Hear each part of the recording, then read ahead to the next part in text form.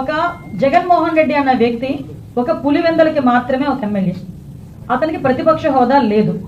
అయినప్పటికీ అతను ఒక ఎక్స్ సీఎం అన్న ఒకే ఒక కారణంతో ఆయన టూర్ ప్రోగ్రామ్ గురించి మాట్లాడినప్పుడు మేము చాలా క్లియర్గా విఐపి వచ్చినప్పుడు ఎటువంటి ట్రీట్మెంట్ చేసుకుంటామో ఆ ట్రీట్మెంట్ అంతా కూడా ఒక సాధారణ ఒక పులివెందుల ఎమ్మెల్యేకి కూడా కేవలం ఎక్స్ సీఎం అన్న కారణంతో మేము ఇవ్వడం కూడా జరిగింది. ఆ సంగతి కూడా మీరందరూ కూడా గమనించాలి. గారు ఒక ఎమ్మెల్యే మాత్రమే, పులివెందుల ఎమ్మెల్యే మాత్రమే అన్నారు కదా, టెక్నికలీ రాంగ్ మేడం. ఆయన ఒక ఎమ్మెల్యే మాత్రమే కాదు, he's also the president of a political party which has got 40% vote base.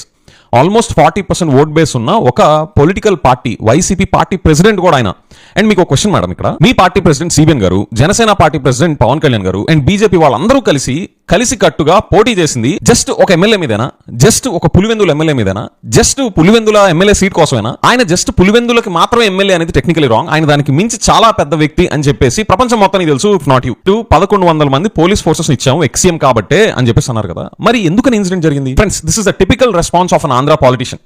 మీరు చూడండి, మేము ఇన్ని వేల కోట్లు ఖర్చు పెట్టి ఈ ప్రాజెక్ట్ చేస్తున్నాము, ఇన్ని వందల కోట్లు పెట్టి ఈ ప్రోగ్రామ్ కండక్ట్ చేస్తున్నాము అని చెప్పి ఎంతసేపు డిస్కషన్ ఎన్ని వేల కోట్లు ఎన్ని వందల కోట్లు ఖర్చు పెట్టామన్న దాని మీద చూపిస్తారు తప్ప అవుట్కమ్స్ మీద ఎప్పుడు మాట్లాడరు. ఈవిడ చెప్తుంది కూడా సేమ్, మేము 1100 మంది పోలీస్ ఫోర్సులు పెట్టాం, అయిపోయింది, ఖతం, మా చేతులు మేము దులిపేసుకుంటున్నాం, మీరు కూడా మా క్లాప్స్ కొట్టాలి అంతే. ఇలాగైతే ఎలా మేడం? ఆ జమానా అయిపోయింది. ఈ జమానా చూసేది అవుట్కమ్స్.